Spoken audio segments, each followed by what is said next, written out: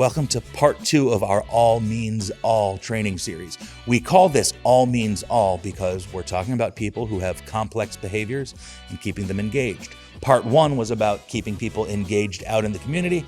Part 2, we are keeping people engaged in meaningful activities at home. Now, we call it All Means All because all people should have opportunities to go out into the community. All people should do meaningful things when they're at home, even if they have complex behaviors, even if they have mental health challenges alongside their disabilities. We really do mean that everybody needs to do these things. Now, we also know it is not always easy. These are specific skills, and this involves interweaving skills around visual communication, mental health, sensory integration, trauma responsive care, all of the DSP toolkit working together when it comes to people who have challenges with their mental health or challenging behaviors. This is why we made these training videos, because we know it's not just as simple as saying, oh, do something.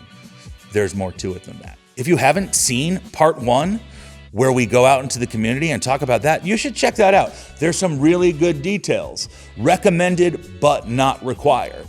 To do a very quick summary of what we talked about in part 1, we talked about that the 3 most important things for anybody with mental health challenges or complex behaviors is, number 1, we want them to feel safe. Number 2, we want them to be connected to people around them. And number 3, we want them to feel in control of themselves. The relationship is the most important tool you have as a direct support professional. You can use things like visual schedules to create a sense of predictability for someone, because if you can help them predict what's going to happen, practice with them going through the thing, and then have a plan B of what if it goes wrong or what if it goes differently, you're going to have grand success. Today's theme is keeping people busy with activities at home, because especially for people with complex needs and complex behaviors, if they're just sitting around not doing much, eventually boredom gets the best of us, and you're going to see more of those complex behavioral things happening. So joining us today, we're going to hear from several colleagues who've worked as DSPs and clinicians, and some people receiving services. Today we're going to hear from Selena and Nikki and Andrew, Laura, Abby, as well as Ray and Kristen. My name's Bradley. Welcome back. I heard someone once say at a presentation, if you don't provide an activity, you could become the activity. This is a skill for us as providers. There's very few places where you can go to learn how to keep someone with a disability engaged in an activity, but this is a skill to develop, and it's a valuable investment, because if you think about those days that got really, really bad, or those really, really major incidents, there is often a component of boredom, and they rarely happen when someone is doing something awesome that fits all their interests at home. So it is an investment you have to make. The good news is that the people you support, when they're actively engaged, they're gonna have better mental health in general, they're gonna sleep better, and you're going to see, over average, fewer of those problem behaviors. Now, there is work that goes with this. It takes preparation for you as a provider, and sometimes you don't know what's going to work, so you've got to make some educated guesses.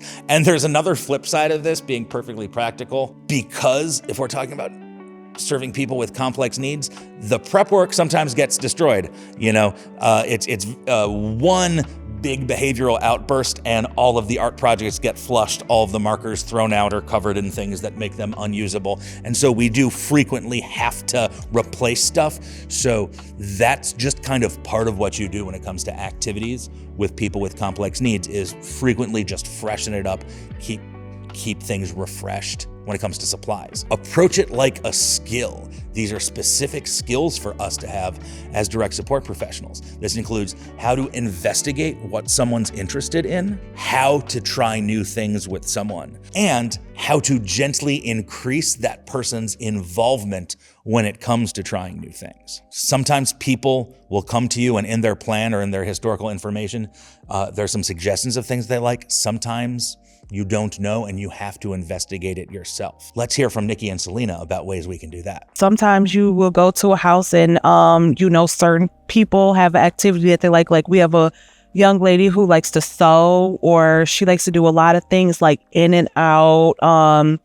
So again, like, I would, instead of me trying to get that person to do something different, I would kind of engage in her activity, like, oh, can I help you? So, or, try to get, that person to be more social. I would engage in her activity versus whatever activity I have going on. Because again, it doesn't matter what the activity is, as long as they're engaging and doing something positive is our goal. So it doesn't matter if it's my activity, her activity. If they're positively engaging in activity, I'm going to start doing their activity and hype it up to, because that's what they like doing. So that's what we're doing instead of the activity I brought, which is okay. Because again, it's positive interaction, which we're going for. People think because maybe someone can't talk or they can't, function, people still want to be entertained. There's a lot of things you could do at home, whether that's, throwing something at you just to, because maybe they think it's funny. Yeah, they're going to find something to do. They're not going to just sit and stare at the wall. That's not how life works. They're going to entertain themselves some way, somehow. So hopefully it's not with you. Those of us who are supporting people who present as having severe to profound intellectual disabilities, there's something we need to remember that we can forget. Just because somebody doesn't talk doesn't mean they don't understand. Now, we've all heard this, and I have a feeling that you know this, but the longer I work in the field, the more people I run into who learn a communication system later in life and are able to express themselves, and they had things that they were paying attention to the whole time. And to be perfectly honest, they remind me of people that I used to work with who I thought of as having a severe to profound intellectual disability, because that's what it said they have on paper.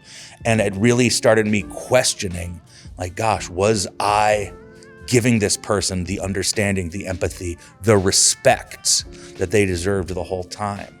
So let's remember that just because somebody can't tell you what they're thinking doesn't mean they aren't paying attention to everything that's going on around them. When it comes to trying new things, there's a few best practices of ways to do it. So how to do it?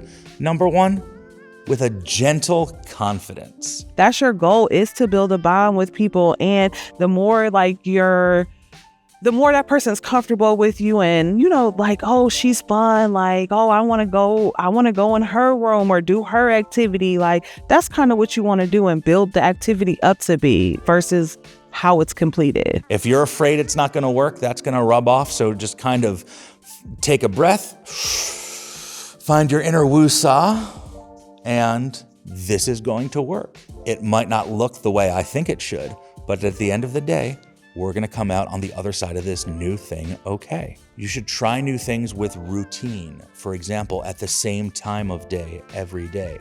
This creates sort of a repetitive rhythmic thing.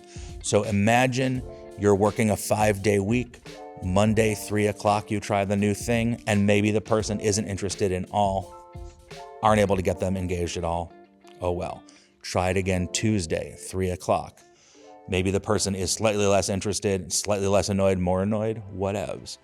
I always try it 3 times before moving on myself, because usually by the 3rd time, the person is like, okay, this is a new pattern. This is the part where that guy gives me the thing and tries to get me to do the thing. And that's when you can start working through the engagement. If on the 3rd time you're seeing no change in the person's willingness to try it, that is a sign of, okay, this isn't working. It's time to move on and try something else. You always could do a schedule. If it's like every half hour, they're doing something different, or if it's like they need a schedule by the week, or, a holiday schedule. It depends on, again, that's where you have that connection with that person and know that person. Like, you have to know if they need a daily schedule, if they need a hourly schedule, or if they need a monthly schedule. People think that activities have to be so extravagant and so much. Listen, this is a 30-day calendar for any month. You can erase it. You can write it on there. I don't have good handwriting, which is why I didn't write. But let's say, hey, the best thing you can do for anybody in any life is give them a routine. Every Wednesday, we go to the movies. We have the money ready. We have the clients already know what's happening.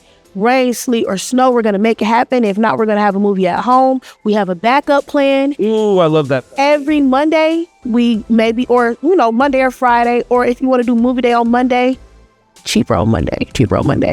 Deal on Monday. Hello. On Friday, Everyone gets $5. We get our snacks, we get a little activity, and we come home. We enjoy each other. We have a movie night. We enjoy our snacks on Fridays. On Wednesday, we use one of the activities in the home to print something out, just to color, make a cool craft at home. On Tuesday, we make a special snack. Anything, simple things. On Wednesday, we always want to incorporate what type of month it is. Like February is a really big month. It's Black History Month. It's Valentine's Day. It's President's Day. Oh, it's the Super Bowl. This would have been a good month.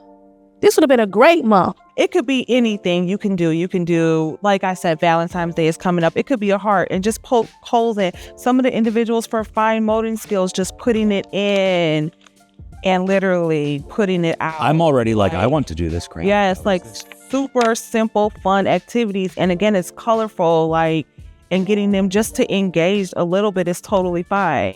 The final piece of this is to keep flexibility in your mind. We're not trying to sit down and do a brilliant, wonderful, long sequence of activities. You're not gonna try to pick Monopoly as someone's first board game and play all 4 hours of it or however long it takes to get to the end. Little exposure.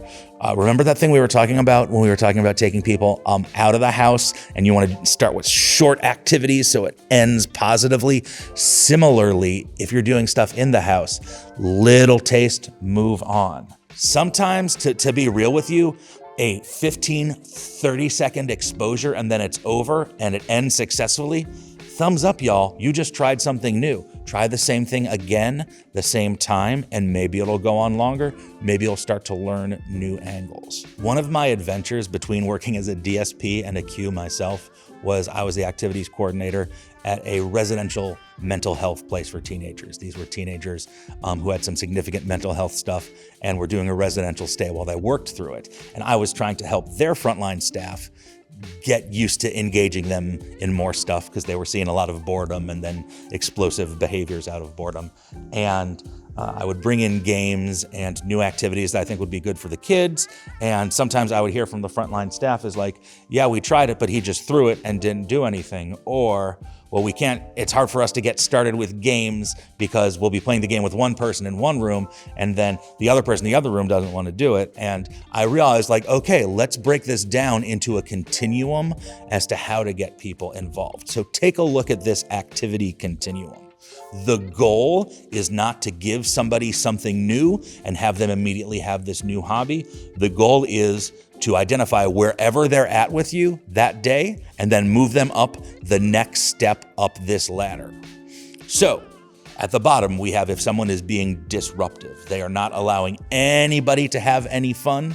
You want to move them to the next step, which is they're in the other room, you're doing the activity with someone else, and this person isn't, engaging with you. That is one step improvement from disruptive. So if you've got multiple people in one setting and one person is trying to make sure that the other people don't have any fun, whichever team member is working with that person, your goal is to help them get to the point where they're just not disrupting that. So imagine you've got someone who's at the point where they're not even coming into the room with you doing the activity. What you want to do is to see if they will be in the room, maybe hovering around the edge of it. You do your game, you listen to your music, whatever, but I'm just going to sit here. If you have someone who is in the room but not wanting to engage in anything, the next step you want them to get to is to try to do it with you. You're not trying to pass it off to them to do it independently. If they're not doing anything with you, the step you want to do is let's do it together, to the point where you are doing the activity as a team. And when you have someone who will do an activity with you, but not by themselves, that is the point where you start to work on independence. How can you fade yourself out of it so that that person can be like at the thanks, I got it level? So again, this is a good thing to have printed. It's on the milestones.org website and have available to just remind yourselves that your goal is not to get the person completely independent. It's what stage is the person at today and how can we get them to the next step? And then maybe an hour later, try with the next activity, the next thing. Part of the fun of what we're doing is The person you're supporting is going to do new stuff in their own way. The point isn't for it to be perfect. The point isn't, here is the model of this art project or this game, and now let's do it perfectly. The point is for that person to express themselves and have a nice time.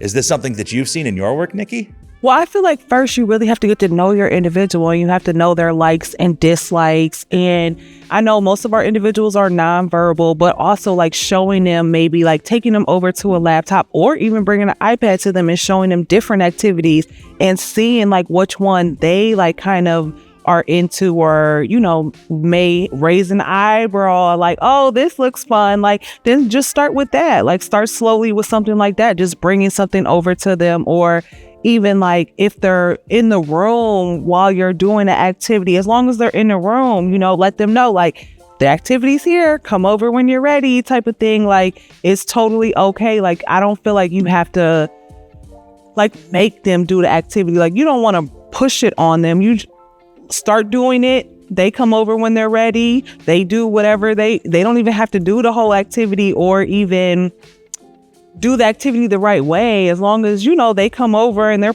cheer them on, root them on, like, oh, you're doing such a good job, or get them excited about, you know, doing it. They may not be doing it the right way, which again is okay, because you got them from watching to come over to actually participating, which we kind of want to do anyway. As I'm thinking about spending quality time with people in their homes, you're seeing people at their best and at their worst. Sometimes if someone needs 24-hour support, you're showing up and it's not a great day for them. And maybe they don't feel so excited to see you, or maybe they're just not happy with the world that day. Life's complicated. There's a lot of stuff going on. It's okay to be unhappy. Your job as their ally is not to fix their feelings.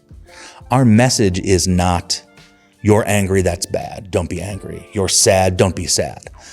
I want you to feel comfortable. I want you to feel happy, but the point is not to push away the other feelings. This is why feelings check-ins as an activity are such a good place to start, because whatever that person is carrying on their heart, you are hearing it and saying, yes, I hear you. Spoiler alert, I use that in training all the time. If you've ever been at one of my live trainings, what do you want to get out of that? And I begin with, what do you want to get out of this training? One of the things I'm doing is, what's on your mind? So you don't sit there waiting for the guide to be like, prove that you know what you're talking about. I'm learning from you. Let's hear it. Acknowledging someone's feelings and sort of reflecting that back at them is a powerful thing you can do in the moment with someone. I'm thinking of a time where I was meeting someone that I was a behavior specialist for at a psychiatry appointment. And this was a young fella, and he like totally fell out when he got to the office. I didn't know what was going on, but he was just he was literally crying on the ground. And we just sort of made space to figure out what was happening safely. And we're doing all kinds of teamwork. And none of us could figure out why this dude was upset.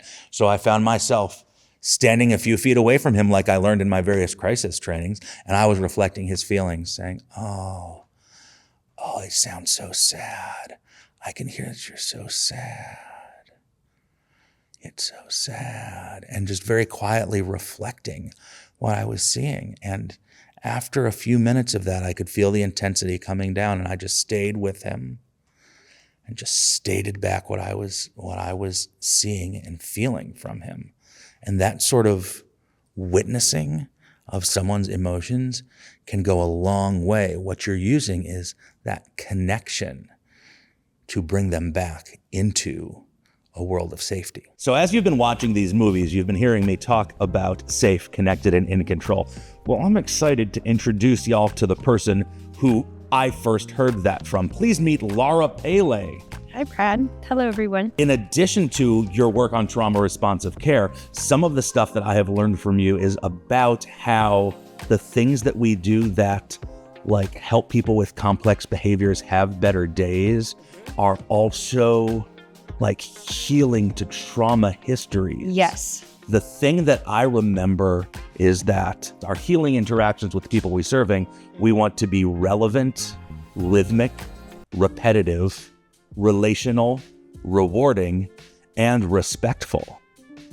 That's more ours than a pirate ship. That is more ours, and you got them all right from memory, and I'm very impressed. When you are consistently creating an environment for someone to be experiencing all of those, and yes, with you, I might emphasize rhythmic because you're super into music and we might do a lot of dance and movement and stuff. But if I really look at all 6 of them, the more I can enrich your environment and make sure that we're including those, we know that those are the things that are regulating. In other words, as I'm sure you guys have talked about, regulating is when all the parts of your brain are working together at roughly the same time and no one part is overriding everything else. So the example we usually use is in a car. When you're driving your car, the steering wheel isn't more powerful or less powerful. It's not like, the brakes take over and there's no gas. You need the gas and the brakes and the electrical system and the steering wheel and the wheels all to be working at the same time. So when we say regulated, what we mean is the top, the middle, the bottom, the front, the back, side to side of your brain, and then the nervous system running through your whole body. All of this is kind of like all systems go, everything's normal, green light, nothing is taking over anything else. When Perry was working with children in classroom settings or hospital settings, what he was seeing is what we could argue would be, this is a kid who, they've only got brakes and no gas, so they're like collapsed. Or this kid is stomping on the gas and there are no brakes. So when we talk about things that help regulate a person, regulate their nervous system, regulate their brain, what we're really saying is we're getting everything back online and nothing is overtaking anything else. To go back to Perry, when he sort of identified those 6 R's, what he was saying is create an environment when all of this is happening. So another thing he said was repetitive. The benefit of that is what I just talked about. You can't just do it once. You can't just do it occasionally. It's kind of like exercising once or exercising occasionally. You can, and it will probably feel good that day. But if you're looking to I want to be more fit, I want to get more steps, I want to improve my cardio, I want to whatever, doing it every once in a while when you think of it isn't anywhere near as effective as doing it consistently. You have to know if they need a daily schedule, if they need a hourly schedule, or if they need a monthly schedule. Just like exercise, this is a good analogy. It doesn't have to be perfect, and it doesn't have to be hours at a time. It's more about it's part of your world, it's part of your routine. So repetitive. I'm going to make sure if I'm working with you and we know that rhythm in particular really speaks to you, I'm going to make sure that we have a daily dance party, and preferably, sort of zooming off on a tangent, I would like that not to be tied to your behavior. Not conditional? Not conditional. Thank you. If you're having a tough day, I want to offer you more of it, not less. Number one, I don't want to treat it like a reward. I want to treat it like, if you're struggling, you need more of the thing that helps you, not less. But the other thing is that I want it to be your world. Bradley's world is a world in which I get to move and dance and play music, and I'm rhythmic a lot because that speaks to me. Rewarding in this sense means neurologically. So when you experience something as fun or funny, or it tastes good, or you enjoy the sensory input, like, it's spring right now, so the sun is shining and the sun feels warm and we kind of like that. When we experience something that we find pleasurable in a sensory way, or you drink hot chocolate or something, our brain releases dopamine and serotonin. The good chemicals. The good chemicals. You and I are having a little dance party, and I like this. I want more of this. I want to, now I'm going to help incorporate someone else in the program. Now we're going to invite Alyssa to, I can engage you and motivate you because your brain is getting those little hits of dopamine. So we could say that part of what you're helping folks do is to learn. I can be regulated. Lara's fun. People are safe. Interacting with other people has a reward for me. The brain receives a little reward. But I love the opportunity when I'm working with especially Dee Dee, because you guys are already doing so many pieces. Often is what I find. You may not have called it that, but like the 6 hours that we've been through today, I bet a lot of people watching this, even if they've come from other places, have pieces of this, but they maybe didn't think about it that way. Mm-hmm. Well, now me, Lara, the trauma therapist, because the other part of my work is doing trauma therapy with individuals, a lot of the things you and I have talked about, I try to bring into the office, but it's only 60 minutes once a week or every couple weeks. Whereas, especially in developmental disabilities, where many people have staffing all day long, that is mind-blowing to the average mental health professional of how much someone can be immersed in this. So if you're talking about a program or a school or a group home that is working on weaving the 6 R's into everything they're doing, or trauma responsive care, safe, connected, and in control, whatever, and they all knit together beautifully, you are simply making it more organized and more conscious and perhaps maybe a little more consistent, but you're already doing so many of those pieces. I'm remembering a time where it was the summer and I was trying to get a bunch of people outside doing more stuff, and we got them a jump rope and some sidewalk chalk and stuff. And one of my colleagues says, "Hey man, this could all turn bad. How do I know they're not going to eat that chalk? How do I know they're not going to start hitting each other with the jump rope?" And here's the thing, I couldn't tell you they won't. What we got to do is find new stuff that we think is going to go over well and balance that thing that we know is dignity of risk. The point is not to eliminate all risk from people's lives. We can't. At the same time, as professional caretakers, it is our responsibility to see that that person has safety and wellness and thriving. You are always balancing the dignity of risk of trying new things with the likelihood of a good outcome. How do we do that for each specific person? That's in their plan. That's what we do, is try to capture that information and put it down as a plan for future DSPs and future professional supports. It is my honor to introduce you to my former colleague, Andrew, who is a direct support professional, still in the game, a frontline supervisor now. Andrew and I met working with this dude named Ray, who had really, really intense, complex behaviors and mental health and just all sorts of stuff going on. And I wanted to call you for this video because a lot of the stuff that you were developing or we were all working on with Raymond 8 years ago now are still the sort of things that are helping him stay safe and have a good day. And it's neat to be able to go, yeah, it's still working. Yes, still working. Still working, still keeping them mellow. Like, do you remember how you learned to spend time with him? Like, how did you go from, whoa, what's going on there, to... It was more so when I came, it was like they wanted us to be arm's length with him. From my standpoint, I don't think being arm's length with him was the thing that he wanted. So it was kind of like, let him have his space. He know you there, but let him have his space. Back off of him a little bit and let him do him. That's what he's doing now at this day. Like they progressing.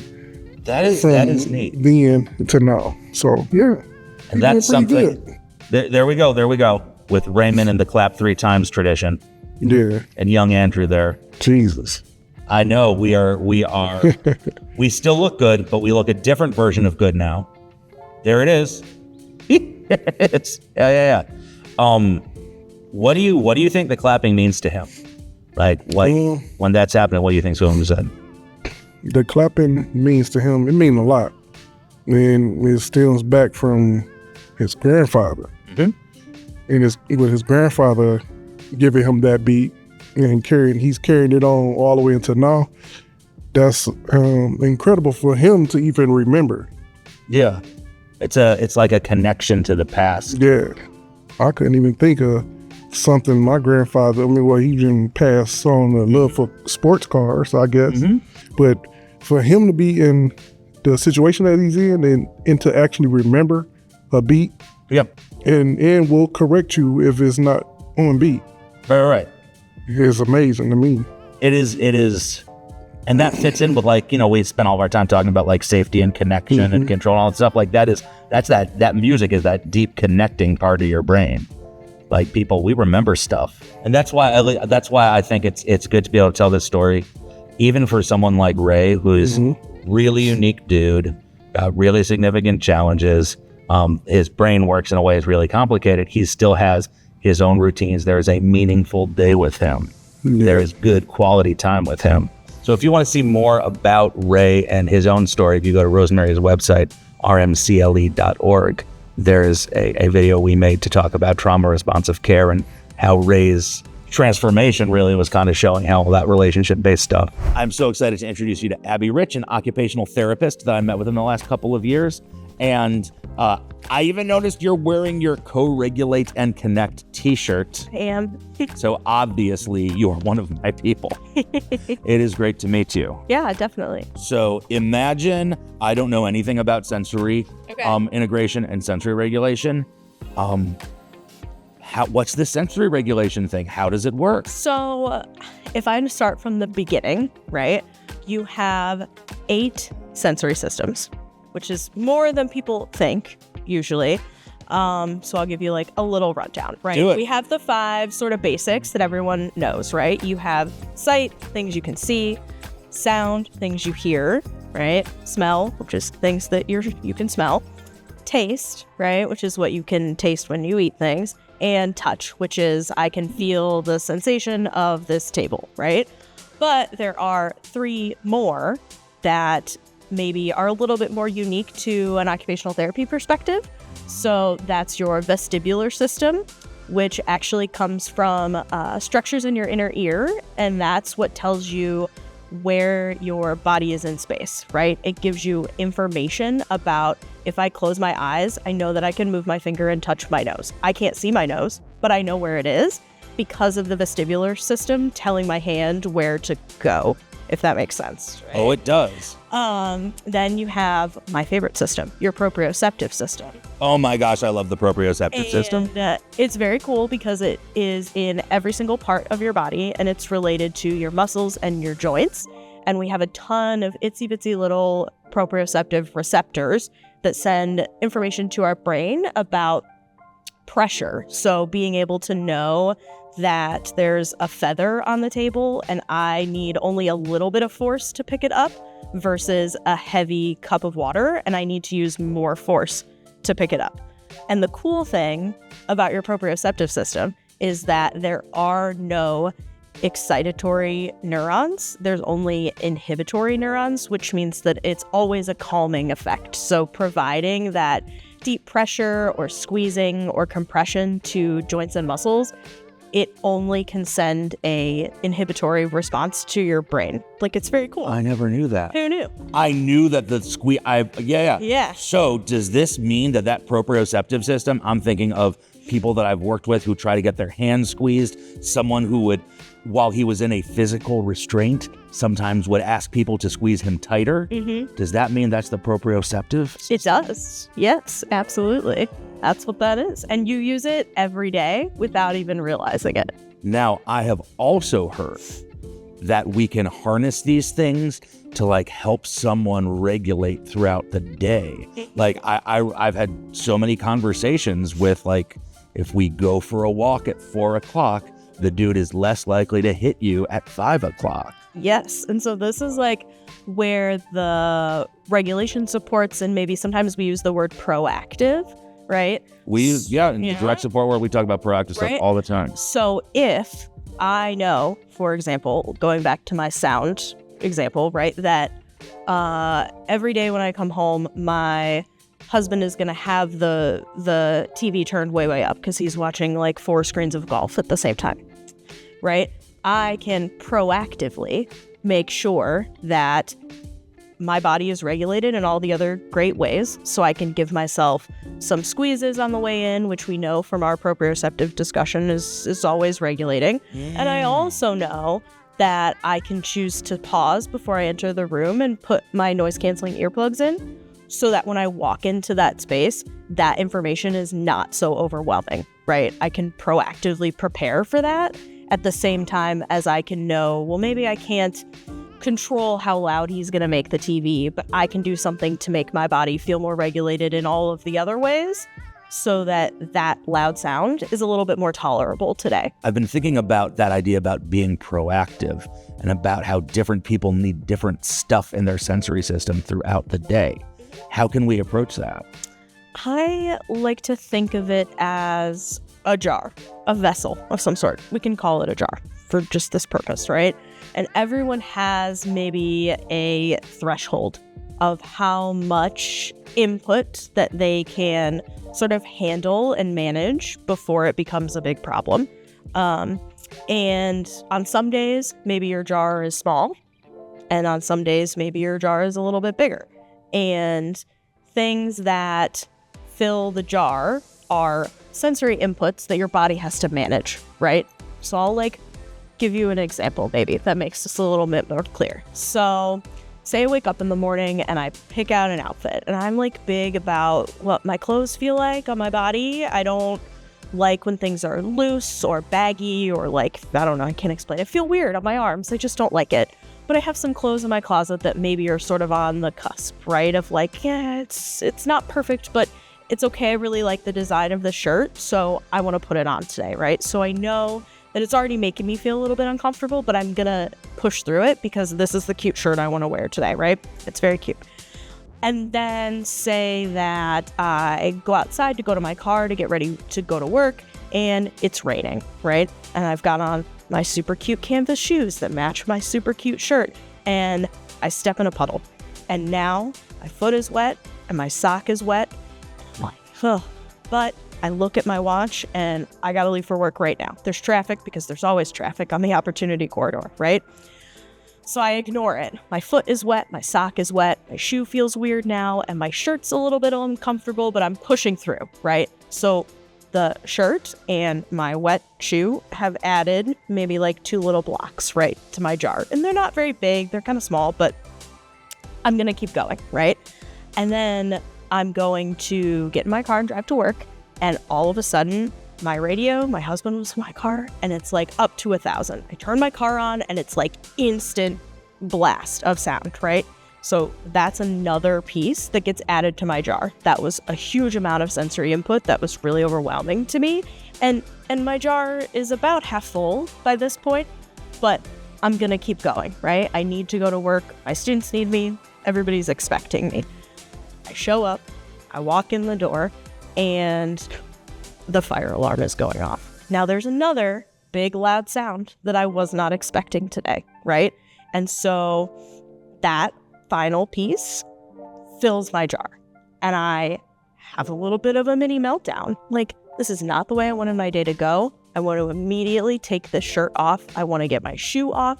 I want to go change my socks, but I don't have any new socks. And everything sort of just explodes. The jar of Abby is overflowing. It's overflowing, right? And so on this particular day, maybe my jar is smaller. Maybe I didn't get a ton of sleep. My nose is feeling kind of stuffy because of my allergies. I didn't have the kind of coffee that I like, right? Small jar, just a few sensory challenges, and I'm ready to explode, right? But imagine that I had a cool way to make my jar bigger with a little bit more capacity, right? Maybe there's a chance that I, before I even get dressed in the morning, could give myself a few big squeezes, do some yoga, maybe do a few push-ups and get my body moving and get that super great regulating proprioceptive input, do a little bit of deep breathing, get into my body a little bit more and prepare myself for the day, right? I can check the weather to see that it's raining, and maybe I won't wear my cute canvas shoes. Maybe I'll wear my more practical shoes, right? And then imagine that my jar is twice the size because I gave myself a proactive support that made my capacity to handle the various inputs I'm gonna experience throughout my day, made my capacity bigger so that when my shirt starts to feel a little bit uncomfortable, or the radio blasts really loud, or someone screams at work, because that happens sometimes, I don't have that kind of catastrophic meltdown, right? What I was just picturing is someone I used to work with who lived with 3 other people who were all very eccentric, and it was frequently loud, and there was lots of staff coming in and out, and lots of stuff happening. And when I would say, like, going for a walk would help him make his jar bigger so he could put up with more shenanigans for other people. In his case, going for a walk, going for a swing, and crunchy peanut butter would make his jar bigger so that so-and-so screaming and dinner being 5 minutes later than you expected and the staff that shows up at 7 is not who you were expecting are all little things that you can tolerate better because I have increased my wusa by doing the things that help me regulate. 100%. I think that if we're waiting until the jar explodes to try to provide a support, it's too late, right? At that point, we're managing a crisis. If we're starting the day off strong with giving someone the regulatory input that they need, calming music, deep pressure, a walk, a trip to the gym to exercise, stretching, a stretchy exercise band, like all of those good things that are going to provide you that regulating input, it's getting your body ready for the day. It's no different than brush your teeth, wash your face, put on deodorant, right? Like those things should be added into a routine because then it makes the rest of your day run a little bit more smoothly, right? You know what I just popped into my head is we don't think, I don't know, we're going to have time for deodorant today because no one just wants to smell that, so we put it on. With people who have these sensory needs, it's not, are we going to have time for that today? It's yes, it's part of the routine. Yes, and I think if you build it in every single day, not even maybe just at the beginning of the day, but take a little break at lunch, do a little break before afternoon snack, whatever your schedule looks like, right? It doesn't feel like this huge time suck that you don't have time for because you've done it 3 minutes here, 2 minutes there, 10 minutes there, and it really doesn't add up to that much time, and it's going to provide such a good foundation for participation in everything else that needs to happen during the day.